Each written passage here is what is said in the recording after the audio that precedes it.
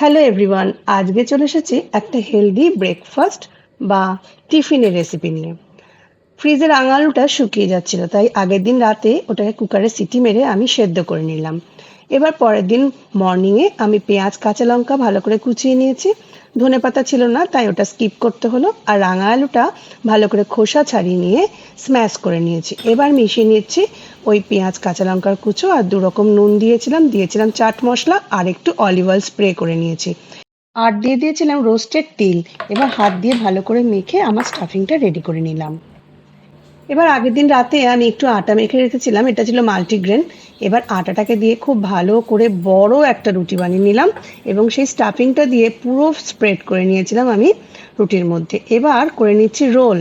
Role করে নেওয়ার পরে যেমনভাবে দেখানো হয়েছে এইভাবে পিস পিস করে নিলাম।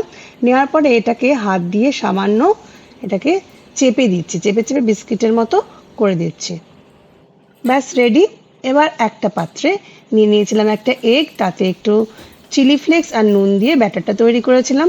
এবার ওদিকে অলিভ অয়েল স্প্রেড করলাম ননস্টিকে, আর এটাকে ডিপ করে নিয়ে আমি শ্যালো ফ্রাই করলাম ঢেকে ঢেকে। একটু সময় লাগবে যেহেতু শ্যালো ফ্রাই, তাই চাপা দিয়ে দিয়ে আমি একটু বাটারও দিতে পারো, একটু ঘিও দিতে পারো, আমি শেষের দিকে একটু ঘি দিয়েছিলাম।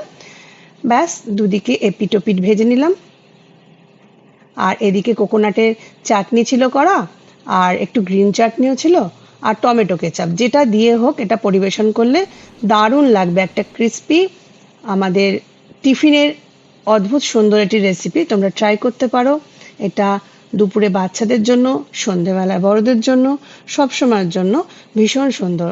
অবশ্যই একবার ট্রাই করো এবং কেমন লাগলো আমাকে অতি অবশ্যই জানিও।